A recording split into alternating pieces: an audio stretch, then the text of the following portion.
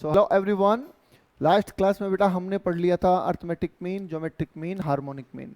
Questions मैंने आपको करवा दिए थे, इलस्ट्रेशंस भी करवा दिए थे, क्वेश्चंस भी करवा दिए थे, कॉन्सेप्ट भी करवा दिया था। आई थिंक पूरा कवर हो चुका है। एक छोटा सा पॉइंट और है जो बचता है और वो एग्जाम में डेफिनेटली आता है, ठीक है, वो या उससे बनने वाले क्वेश्चंस, तो उसको आपको जरूर ध्यान में देना है। क्या है देखिए,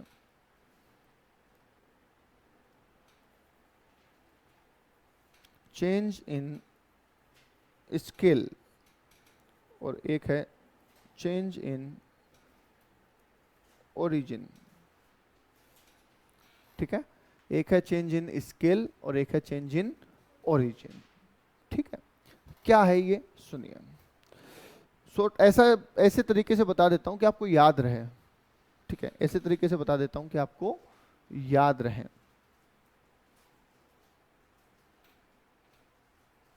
ठीक है, प्लस माइनस इंटू डिवाइड, ऐसा ले लो आप। प्लस माइनस इंटू डिवाइड, अब ये क्या है ये समझिए। देखो, हम किसी वैल्यूज का मीन निकालते हैं, मीडियन निकालते हैं, मोड निकालते हैं, कुछ भी निकालते हैं, ठीक है। या हम उनके डिस्पर्सन निकालते हैं, मीन डेविएशन, स्टैंडर्ड डेविएशन वगैरह वगैरह निकालते हैं। तो हम अभी बात जो कर रहे हैं ना वो सेंट्रल टेंडेंसी की कर रहे हैं, डिस्पर्सन की नहीं कर रहे हैं। सेंट्रल टेंडेंसी मतलब मीन मोड मीडियन की बात कर रहे हैं, ठीक है। और उसमें भी अभी फिलहाल मीन की बात कर रहे हैं अपन। चेंज इन ओरिजिन का मतलब है कि अगर मैं हर वैल्यू में कुछ कॉमन वैल्यू ऐड कर दूं तो क्या होगा, हर वैल्यू में कुछ कॉमन वैल्यू लेस कर दूं तो क्या होगा, ठीक है। मल्टीप्लाई कर दूं तो क्या होगा, और डिवाइड कर दूं तो क्या होगा। बेसिकली हम ये पढ़ रहे हैं, ठीक है। तो पहले मैं कॉन्सेप्ट समझाता हूं आपको, फिर एक क्वेश्चन भी अपने पास है, ये क्वेश्चन नंबर 6 ये भी करेंगे। फॉर एग्जाम्पल, हमारे पास एक क्वेश्चन है सर, और क्वेश्चन में हमें एक्स दे रखा है, ठीक है। कुछ भी बोलो, क्या लिखूं आप बोलो, फिगर बोलो, जल्दी बोलो। 2, 5, 6, 8, 9, ठीक है। चलो ये लिख दिया हमने। अब इसका मीन निकाल के दो मुझे एक बार, मीन कितना आता है फटाफट निकालो, अर्थमेटिक मीन निकालो।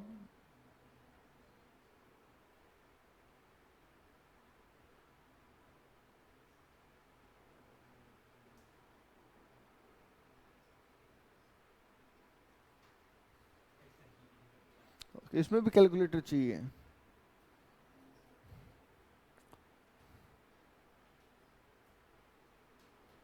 कितना आ रहा है, 30/5 इक्वल्स टू 6, कितना ही आ रहा है। तो कैलकुलेटर में क्या करते हो, थोड़ा मेंटल हेल्थ पढ़ाओ। चलो ठीक है। नाउ अब हम अगर ये कहें कि इन सारी वैल्यू को मल्टीप्लाई कर दो किसी एक कॉमन वैल्यू से, कोई भी कॉमन वैल्यू बताओ कितने से करें।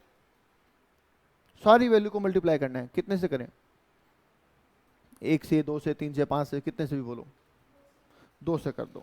चलो 2 से कर दिया। अब 2 से कर दिया तो ये हो गया 4, ये हो गया 10, ये हो गया 12, ये हो गया 16, ये हो गया 18, राइट, समझ गए। तो अगर मुझे इनका अब मीन निकालने को बोले कि 2 से पहले मल्टीप्लाई करो और फिर मीन निकालो, तो मैं क्या करूंगा, पहले 2 से मल्टीप्लाई करूंगा, फिर टोटल करूंगा, फिर डिवाइड करूंगा। ऐसा नहीं, ऐसा नहीं करना है, ये तो लंबा प्रोसेस है, शॉर्टकट करना है ना। शॉर्टकट है कि आप मीन को भी 2 से मल्टीप्लाई कर दो, 12 खत्म।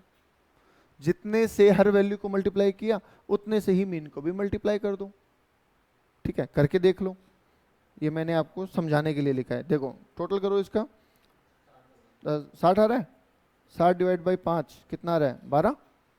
तो चाहे वैसे टोटल करके कर लो, चाहे सीधा ही 2 से मल्टीप्लाई कर दो ना। इसका मतलब अगर हम हर वैल्यू को कॉमन वैल्यू से मल्टीप्लाई करते हैं तो मीन भी उतने से ही मल्टीप्लाई हो जाता है। इज दैट क्लियर, ठीक है।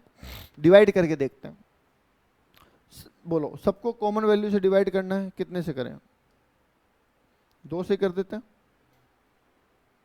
2 से कर दूं, चलिए 2 से कर देते हैं, थोड़ा सा इसको छोटा कर दो, ठीक है।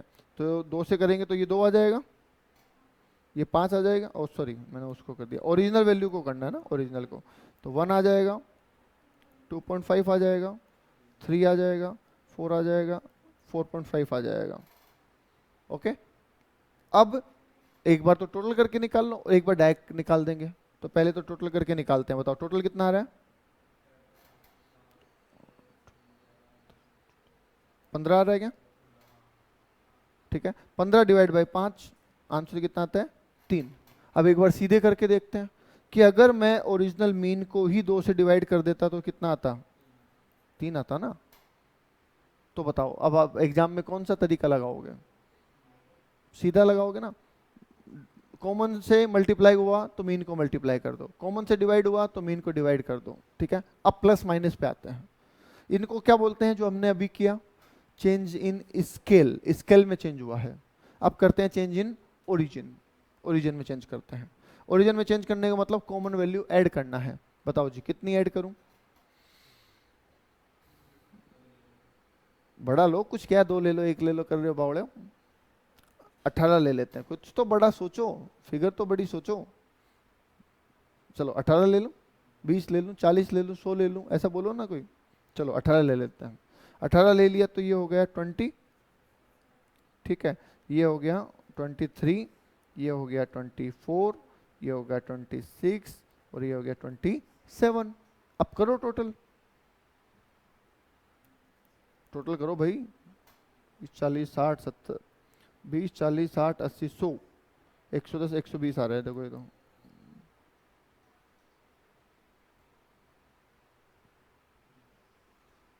ठीक है, तो 120 डिवाइड बाय वैल्यू तो 5 ही है, आंसर कितना आ गया?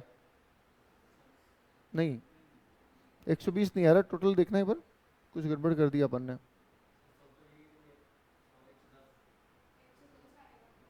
एक सेकेंड, नहीं नहीं नहीं नहीं, 110 कैसे आएगा? 120 ही तो आएगा। ठीक है, तो ये आ जाएगा 24, 60 नहीं आएगा, 24 आ जाएगा। सही है क्या? देखना 120 डिवाइड बाई 5।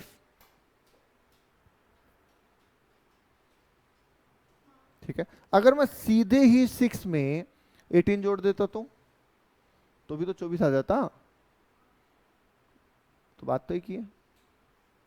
चलो लास्ट माइनस करके देखते हैं, कितना करें माइनस?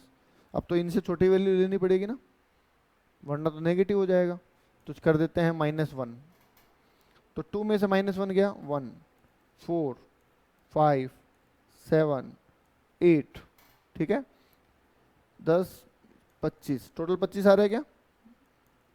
देखना है वो 25। अब 25 डिवाइड बाई 5, आंसर आ रहा है 5। और मैं सीधा करता कि 6 में से 1 कम करता तो कितना आता? तो भी 5 आता। तो इसका मतलब एसेंस क्या निकला इतनी सारी कैलकुलेशन करने का?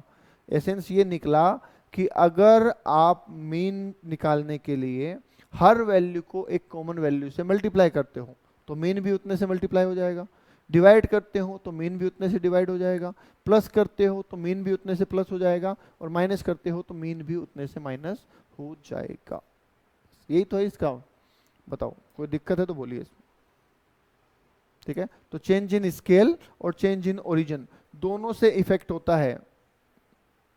ठीक है, अब देखो हमारे पास एक क्वेश्चन है, क्वेश्चन नंबर 6 पढ़ो, दिख रहा है आपको? आंसर मत देखना, सिर्फ क्वेश्चन देखना और क्वेश्चन देख के उसको सीधा कर देना।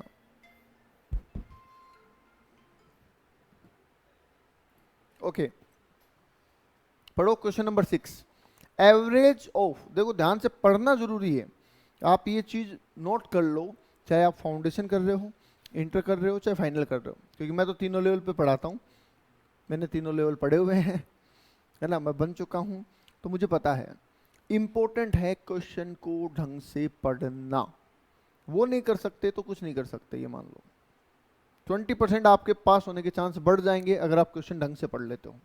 क्या लिखा है सुनिए, एवरेज ऑफ 10 टर्म्स, इतना बोलते हैं आपके दिमाग की बत्ती जल जानी चाहिए कि एंड क्या है? 10 है, इज 6, मतलब कि एवरेज क्या है? 6 है। ठीक है, अब आगे लिखा है find new average if each term is multiply by 2, तो हम करके ही नहीं देखेंगे, हमें तो पता है। तो हम बोलेंगे सर पहले का आंसर है 12। क्यों? क्योंकि अगर ईच टर्म को 2 से मल्टीप्लाई कर रहे हैं तो मीन को भी 2 से मल्टीप्लाई कर दो, बात खत्म। ठीक है। डिवाइड बाय 5, अगर हर टर्म को 5 से डिवाइड कर दे तो 6/5, मीन को भी डिवाइड कर देंगे हम 5 से, क्या दिक्कत है। अगर हर टर्म में 3 जोड़ दें तो 9, मीन में भी 3 जोड़ देंगे। और सब्सट्रैक्ट 4 फ्रॉम ईच, तो इसमें से भी 4 घटा देंगे। लो जी, बोलो आगे बात समझ में। फटाफट देखो और बताओ यहां तक कोई डाउट है तो आंसर मैच कर लो, आपके सामने है। हाँ जी, ओके हो गया। अब हम कर रहे हैं नया कॉन्सेप्ट स्टार्ट, मतलब मीन खत्म हो चुका है हमारा, अब हम चल रहे हैं आगे। तो आगे देखिएगा क्या है, बड़ा ही इंटरेस्टिंग पॉइंट है आगे। आगे हम पढ़ने जा रहे हैं मीडियन। पढ़ा हुआ है पहले मीडियन? हाँ जी, पढ़ा है किसी ने मीडियन पहले ऑनलाइन में? नहीं पढ़ा? पढ़ा है? अरे 10th में आता है ना, इकोनॉमिक्स में आता है एक हिस्सा उसका, मीन मोड मीडियन तो आते हैं वहाँ पे। 11th में आते हैं? आते हैं 10th में, मुझे पता है। इको में आता है एक टॉपिक। चलो कोई नहीं, पढ़ा भी होगा तो कौन सा याद है तुमको। 10th नहीं पढ़ी? क्यों? अरे भाई मुबारक हो। चलिए बात कर लेते हैं बेटा मीडियन की, और मीडियन से भी पहले कुछ बेसिक बातों की। देखो कल जब मैंने आपको मीन पढ़ाया था ना, तो मैंने कहा था कि मीन जो है वो कैलकुलेटेड एवरेज है, क्योंकि उसमें कैलकुलेशन की जरूरत है। तो आप कहोगे सर मीडियन में कैलकुलेशन की जरूरत नहीं है क्या? कैलकुलेशन की जरूरत तो है, पर वो कैलकुलेशन अलग है। कैसे है समझिए। It's a positional average. इसको क्या बोलते हैं? Positional average. मतलब ये पोजीशन के हिसाब से चलता है। जैसे मैंने आपको बोला था कि 2 3 5 5 3 2, इनसे मीन पे कोई फर्क नहीं पड़ेगा। बट अगर हम इसको कर दें 2 5 3, तो मीडियन पे जरूर फर्क पड़ जाएगा, क्योंकि मीडियन चलता है पोजीशन के हिसाब से। जैसे आपको बोले कि बताओ जी पहले सीरीज में बीच में कौन है, आप कहेंगे 3 है। दूसरे में बीच में कौन है? 3 है। तीसरे में बीच में कौन है? 5 है। तो फिगर तो वही है, पर आंसर बदल गया। समझ गए? तो इसलिए इसको फर्क किससे पड़ता है? पोजीशन से फर्क पड़ता है। पहला पॉइंट ये समझ में आ गया? ओके। दूसरा पॉइंट सुनिए। दूसरा पॉइंट ये है कि सर ये पोजीशन से कब से हम अच्छा बुरा बोलने लग गए किसी को? तो ये बात आती है क्वालिटेटिव, बताया था मैंने आपको, क्वालिटेटिव डेटा के केस में। इसमें क्वांटिटी मैटर नहीं करती, क्वालिटी मैटर करती है। जैसे अपने को क्वालिटी के हिसाब से खड़ा करना है, तो भाई क्वालिटी के हिसाब से करेंगे। फिर उसको उसके हाइट से मतलब नहीं है, उसके वेट से मतलब नहीं है। समझ पा रहे हैं? क्वालिटी के हिसाब से करेंगे। तो ये क्वालिटेटिव डेटा को यूज करते हैं। ओके, अब सुनिए। अब ये मीडियन के साथ इसके कुछ भाई बहन और हैं। ठीक है, मीडियन के साथ मीडियन के कुछ भाई बहन भी है। अब उन भाई बहन का नाम क्या है वो भी लिख लेते हैं। तो मीडियन के साथ है क्वार्टाइल, ठीक है, परसेंटाइल, ऑक्टाइल, ठीक है, डेसाइल, और भी होते हैं, पर इतने ही हमारे काम के हैं। आई बात समझ में? अब ये है क्या और इनको निकालना कैसे, तो बहुत इजी वे में समझाता हूं आपको ये चीजें हैं क्या। ठीक है, ओके, ध्यान दीजिएगा साथ साथ, और कोई भी डाउट आए तो पूछ लेना तुरंत। देखिए, मैं आपको कहूं कि मेरे पास ये एक लकड़ी है, एक स्टिक है, ठीक है, और एक इस स्टिक को 2 इक्वल पार्ट्स में काटना है। ठीक है, तो बताइए कितनी जगह से आप इसको काटोगे कि इसके 2 पार्ट्स हो जाएं? एक ही जगह से काटनी पड़ेगी ना, और वो भी सेंटर। अगर यहां से काट दिया तो 2 इक्वल हिस्से हो जाएंगे। तो बस इसको क्या बोलते हैं? मीडियन। ये सेंटर जहां से आप काटोगे ना वही क्या है? मीडियन। तो इधर भी बराबर, इधर भी बराबर, तो वो मिडिल वैल्यू को क्या बोलते हैं? मीडियन। आगे बात समझ में? क्या ये 50% में कन्वर्जन करता है? 50 इधर 50 इधर? Yes, okay. अब दोबारा सुनिए ध्यान से। अगर मैं आपको कहूं इस स्टिक को 4 हिस्सों में बांटो, तो आप इसकी कितनी जगह से कटिंग करोगे? बताओ। 2 जगह से काटेंगे तो 4 हो जाएंगे? 4 जगह से काट 3 से काटना पड़ेगा, समझ गए? 3 से काटेंगे तो 4 अपने आप हो जाएगा ना, एक तो बचा हुआ। तो अब इनको क्या बोलते हैं? क्वार्टाइल्स। तो इसको बोलते हैं Q1, इसको बोलते हैं Q2, इसको बोलते हैं Q3। ठीक है। और ये किस किस में बांट रहे हैं? 25%, क्योंकि ओवरऑल तो 100 है ही ना। ये 50, ये 50। आई बात समझ में? तो इनको क्या बोल देते हैं? क्वार्टाइल्स। चलिए, अगर आपको कहें कि इस स्टिक के 8 टुकड़े करने हैं, तो क्या करेंगे? 7 जगह से। तो 1 2 3 4 5 6 7। इनको बोलते हैं O1, O2, O3, O4, O5, O6, O7। ठीक है। तो ये हो जाते हैं ऑक्टाइल। आसान है। अच्छा, 10 जगह से काटने तो बता दो फटाफट। 10 पार्ट करने हैं तो 9 जगह से। 1 2 3 4 5 6 7 8 9। तो इसको बोलते हैं D1, D2, D3, D4, D5, D6, D7, D8, D9। तो this is decyl. Okay. And last one, अगर हमें इस स्टिक के 100 पार्ट्स करने हैं तो क्या करेंगे? 99 जगह से कट करना पड़ेगा। तो पहले हिस्से को बोलेंगे P1, दूसरे को P2, P3, P4, P5 चलते रहेंगे और कहाँ तक जाएंगे? P99 तक जाएंगे। समझ गए? इसको बोलते हैं परसेंटाइल। ठीक है। तो ये 100 टुकड़े कर रहा है, ये 10 टुकड़े कर रहा है, ये 8 कर रहा है, ये 4 कर रहा है और ये 2 कर रहा है। अब इसी पे MCQ बन जाता है कि बताइए जी, क्वार्टाइल सीरीज को कितने हिस्सों में बांटते हैं? क्वार्टाइल कितने हिस्सों में बांटते हैं? 4 हिस्सों में। ठीक है। क्वार्टाइल कितने हिस्सों में बांटते हैं? 4 हिस्सों में। मीडियन कितने हिस्सों में बांटता है? 2। डेसाइल कितने हिस्सों में बांटता है? 10। ठीक है, सुनो तो सही क्या बोल रहे हैं, लाइन से थोड़ी बोलेंगे। ठीक है। परसेंटाइल कितने हिस्सों में बांटता है? 100।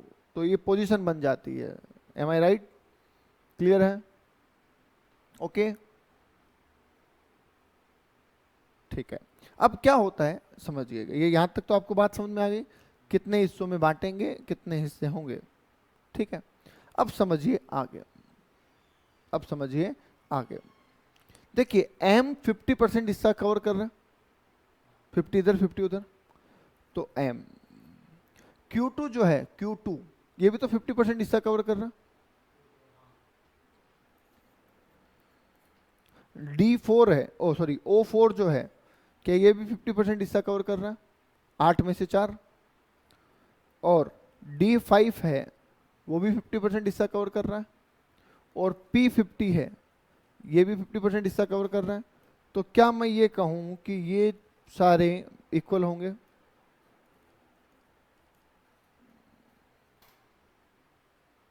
ये सारे क्या होंगे? इक्वल। समझ गए बात को? अब जब ये सारे इक्वल होंगे तो कई बार आपसे जब एग्जामिनर पूछेगा ना, तो कभी भी वो M और Q2 साथ में नहीं पूछेगा, क्यों? उसको पता है और M और Q2 तो एक ही है। समझ गए? तो इसलिए Q2 पूछते ही नहीं है। समझ गए? और पूछ भी लिया M के बराबर ही है। आई बात समझ में? तो ये आपको थोड़ा सा ध्यान देना होगा। बोलो, बात समझ में आ गई? तो ये आपको पहले यहां तक समझ में आना चाहिए कि हमने क्या किया। बोलो, कोई डाउट है तो बोलो इसमें। मीडियन क्या होते हैं, क्वार्टाइल क्या होते हैं, परसेंटाइल क्या होते हैं, ऑक्टाइल क्या होते हैं, डेसाइल क्या होते हैं, ये समझ में आ गए? कोई डाउट है तो बोलो। नहीं है? करें फिर कैलकुलेट करना स्टार्ट। ठीक है। अब समझिएगा, अगर आपके सामने हम कुछ लोगों को खड़ा कर दें, जैसे मैं कहूँ ये मिस्टर ए है, ये मिस्टर बी है, ये मिस्टर सी है। बताइए जी मीडियन कौन है? मीडियन कौन है? बी। बी भी दो हिस्सों में बांट रहे हैं क्योंकि उसके उधर भी एक इधर भी एक, दो हिस्सों में बढ़ गया। यस। अगर मैं आपको कहूं कि सर इनका सीक्वेंस चेंज कर देते हैं, ए सी बी कर देते हैं, अब मीडियन कौन है?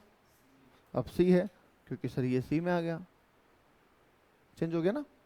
ठीक है। अगर मैं आपको कहूं कि सर बी ए सी, अब मीडियन कौन है? ए आ गया। तो पोजीशन से फर्क पड़ता है ना, इसलिए इसको क्या बोलते हैं? पोजिशनल एवरेज बोलते हैं। ठीक है। अच्छा 3 वैल्यू होगी, 5 वैल्यू होगी तो आप देख के भी बता दोगे, कोई दिक्कत नहीं है। पर ज्यादा हुई तो देख के तो नहीं बता सकते ना, तो समझिए अब।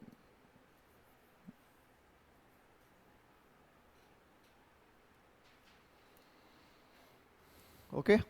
तो सबसे पहली रिक्वायरमेंट है set question in ascending order. क्या लिखा है? Set question in ascending order, बढ़ते हुए क्रम में लिखो। छोटी वैल्यू पहले लिखो, फिर बाद में बड़ी, फिर बड़ी, फिर बड़ी, ऐसे चलना है। तो set question in ascending order, ये हमारी पहली रिक्वायरमेंट है। ओके ठीक है, चलें आगे। दूसरा सुनिएगा। अब सर हमारे पास क्वेश्चन हो सकता है इंडिविजुअल सीरीज का, डिस्क्रीट सीरीज का और कॉन्टिन्यूअस सीरीज का। तो पहले मैं फॉर्मूले लिखवा दूं आपको, फिर अपन सॉल्यूशन करेंगे। ठीक है। मेथड एक ही लगाना है और उसका नाम है, नाम भी छोड़ो, आप तो नाम ही मत लिखो वरना कंफ्यूजन हो जाएगा, क्योंकि इसमें एक मेथड और होता है, वो नहीं करना आपको। यहां पे आप लिखेंगे m equals to n+1/2 term. क्या लिखेंगे आप? m equals to n+2 term, मतलब इतने नंबर पे जो आइटम आएगा वो आंसर है, ये आंसर नहीं है। इतने नंबर पे जो खड़ा है वो आंसर है। जैसे अभी अपन ने 3 वैल्यू थी, हम बोलेंगे 3+1/2 कितना आएगा?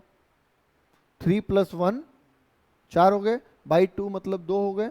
तो 2 नंबर पे जो खड़ा है वो आंसर है, ऐसा बोलना है। अब चाहे मिस्टर ए है, चाहे बी है, चाहे सी, हमें फर्क नहीं पड़ता। तो ये आंसर नहीं है, इस नंबर पे जो आएगा वो आंसर है। बोलो बात समझ में आई? ऐसे ही अब देखो फॉर्मूला बनते जाएंगे। Q1 का फॉर्मूला बनाना है तो सेम तरीके से बनाओ, n+1 बाय, बताओ कितना करना चाहिए? 4, क्योंकि इस बार कितने टुकड़े हो रहे हैं? 4 हो रहे हैं ना भाई। मीडियन में 2 टुकड़े होने थे तो 2 से डिवाइड कर दिया, क्वार्टर में 4 टुकड़े होने हैं तो 4 से डिवाइड कर दिया। Q3 n+1/4। अब दिक्कत यह है कि अगर मैं n+1/4 करता हूं तो ये तो एक टुकड़ा हो गया, पर मुझे कौन सा चाहिए? तीसरा। तो इसको 3 से मल्टीप्लाई कर देंगे। बोलो बात समझ में आ गई? बोलिए फटाफट बेटा, कोई डाउट है तो? n में, Q1 में, Q3 में कोई डाउट नहीं है? अब नहीं है तो आप मुझे O3 का फॉर्मूला बना के दिखाइए, देखते हैं कितना समझ में आया। O3 का फॉर्मूला बना के बताइए, क्या लिखूं? n+1/8 बस 3 से मल्टीप्लाई करना पड़ेगा क्योंकि हमें 3 हिस्सा चाहिए। बिल्कुल ठीक है, करेक्ट है, राइट। चलो D6 का बना के बताओ। 6 मल्टीप्लाई बाय n+1 10। लो सीख गए फॉर्मूला बनाना ही। ठीक है। P36 का बनाते हैं। 36 n+1 100। Wow very good. लो जी बन गया ना। कोई दिक्कत आई? कोई दिक्कत नहीं आई, आराम से बना दिया। गजब। ये है तो median, quartile, decyl, octyl, percentile सब ओके हैं, कोई दिक्कत नहीं है किसी में। चलें आगे। ठीक है। अब हम लेते हैं एक क्वेश्चन, बाद, ये बाकी फॉर्मूले बाद में लिखेंगे, पहले इंडिविजुअल सीरीज कर लेते हैं। एग्जाम में सबसे ज़्यादा इंडिविजुअल सीरीज ही आती है, क्योंकि एमसीक्यू पेपर है तो और क्या देंगे, छोटा क्वेश्चन। तो जैसे हम एक एग्जाम्पल लिख लेते हैं, सपोज एक्स दे रखा है हमें 2 4 6 8 10 12 14 ये दे रखा है, सिंपल। अब इसमें आपको निकालना है सबसे पहले m, क्या निकालना है, m निकालना है। तो फॉर्मूला लिखेंगे, आप जितनी बार भी निकालेंगे फॉर्मूला जरूर लिखेंगे। m का formula n+1 tooth term, right. Term कितने हैं, 1 2 3 4 5 6 7 हैं, तो n इक्वल्स टू 7 है, लिख लो, है ना। 7+1/2 4, इसके आगे ये टीएच जरूर लगा देना। टीएच लगाने से क्या होगा, आपको ये समझ में आ जाएगा कि ये आंसर नहीं है, आंसर वो है जो फोर्थ नंबर पे है। फोर्थ नंबर पे क्या है, 1 2 3 4 8, तो हमारा आंसर क्या है, 8 है। ये ध्यान देना है, बच्चे मोस्टली बच्चा ये गलती करता है, वो इसी को आंसर मान लेता है, फोर्थ को ही, समझ गए। अच्छा, अब आपको कोई कहे इसमें Q3 निकालो, निकाल दोगे क्या, निकालो। तो हम करते हैं n+1/4 और ये मल्टीप्लाई बाय 3, यही हुआ। तो 3 इंटू 7+1/4, तो 8 8 24, 6 आ रहा है क्या, देखना ब्रैकेट में हो गया 8 मल्टीप्लाई बाय 3 24 अपॉन 4, 6 टर्म हो गए। 6 कौन सा है, 1 2 3 4 5 6 12, तो हमारा आंसर हो गया 12 Q3। बताओ जी, बात समझ में आ गई, कोई दिक्कत। अब देखो, जब ये सीधा सीधा टर्म पूछ रहा है ना आपसे, तब तो आपको दिक्कत नहीं आ रही, सीधा सीधा टर्म पूछ रहा है तो आपको कोई दिक्कत नहीं आ रही। जैसे फोर्थ बताओ, बता दिया, फिफ्थ बताओ, बता दिया, सिक्स बताओ, बता दिया, पर पॉइंट्स में पूछ ले तो, पॉइंट में पूछ ले, जैसे कि आपको बोले 3.5 टर्म बताओ,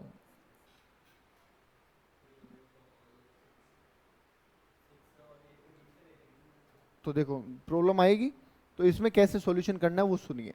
अगर आपको ये पूछे, ये सिर्फ एग्जांपल के तौर पे बता रहा हूँ क्योंकि आप अटको नहीं कहीं पे। मान लो 3.5 टर्म पूछा तो क्या करेंगे, तो 3.5 पूछा तो हम बोलेंगे 3rd + 4th अपॉन 2, ऐसा कर सकते हैं।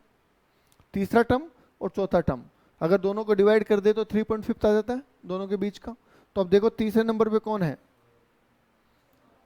6 है, चौथे नंबर पे कौन है, 8 है, डिवाइड बाय 2, आंसर आ जाएगा 7। आसान है, ठीक है, ये तो आसान हो गया पक्का। चलो अब आपसे पूछ ले 3.2th टर्म, अब कैसे निकालोगे,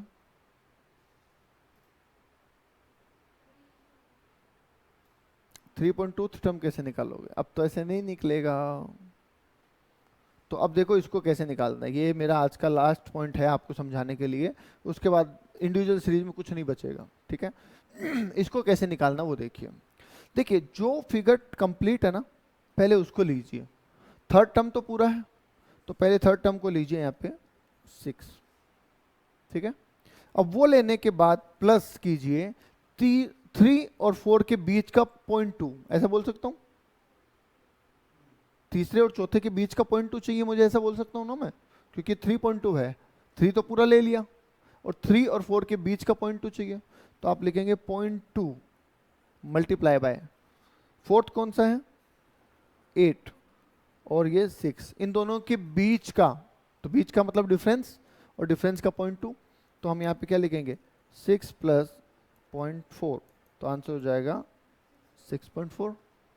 बात समझ में आ गई भाई, जो कंप्लीट है उसको तो कंप्लीट ले लो, और जो पॉइंट्स में है वो दोनों का डिफरेंस का उतना ले लो।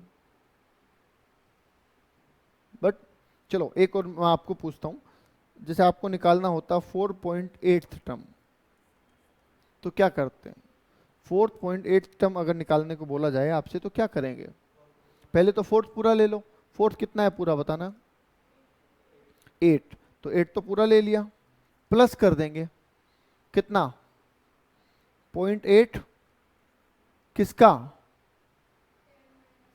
फिफ्थ माइनस फोर्थ का, तो फिफ्थ है 10 और फोर्थ है 8, ऐसे ही करेंगे तो बताओ कितना आंसर आता है सर 8 प्लस ये आ गया 2 और 1.6, तो ये आ जाएगा 9.6।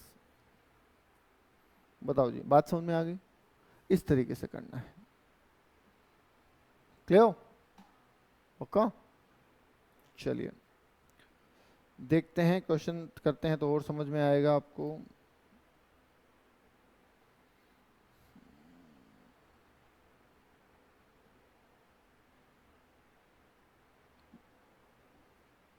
देखिए क्वेश्चन नंबर 12 देखो, देखो क्वेश्चन नंबर 12 देखो क्या लिखा है।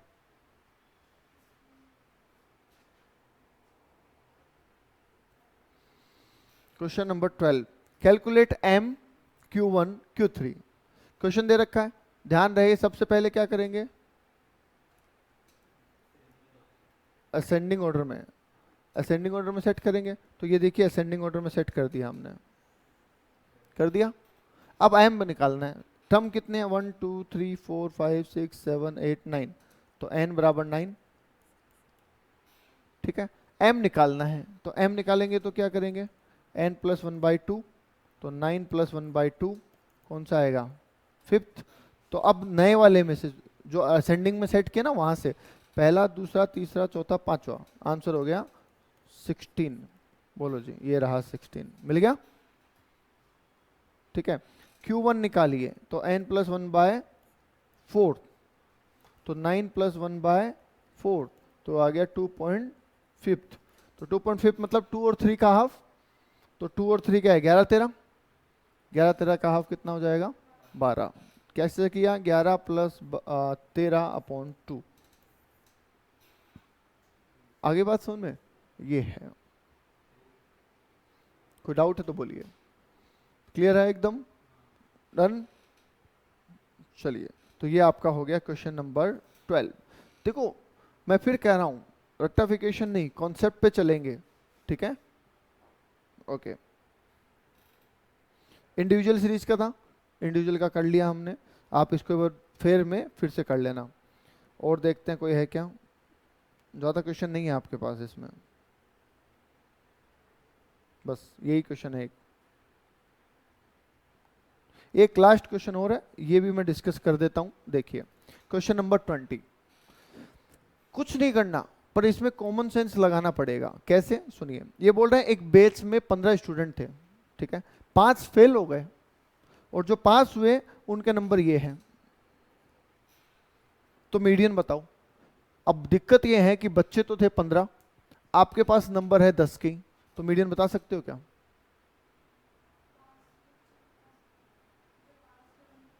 नहीं नहीं, पूरे का बताना है, 15 का, पास से क्या मतलब है।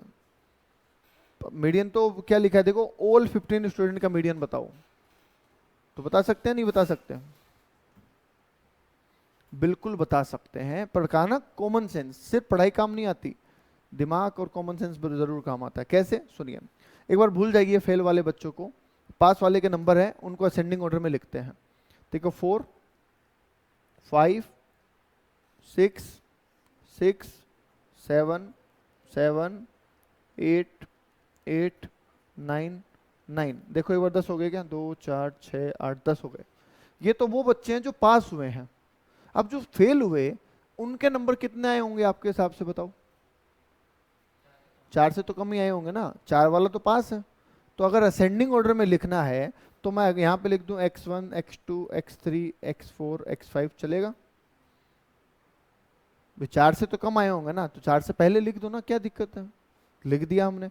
अब फॉर्मूला लगाओ, m equals to n plus 1/2, तो 15 बच्चे हैं, 15 प्लस 1/2, कौन सा टर्म आ रहा है, 8th टर्म। अब गिन लो, पहला दूसरा तीसरा चौथा पांचवा छठा सातवां आठवां, क्या 6 आंसर आ रहा है क्या, बताइए? 6 आंसर आ रहा है।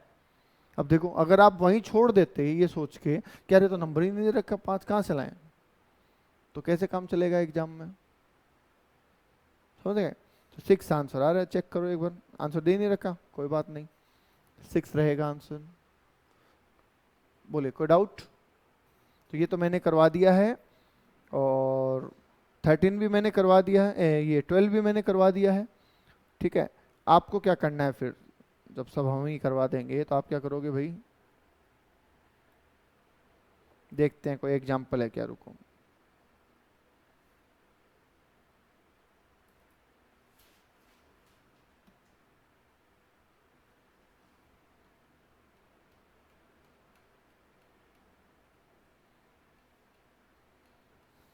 ये लीजिए क्वेश्चन नंबर, अब देखो लिख लेना होमवर्क में, एलस्ट्रेशन नंबर 19, क्वेश्चन नहीं है, एग्जाम्पल नंबर 19 है,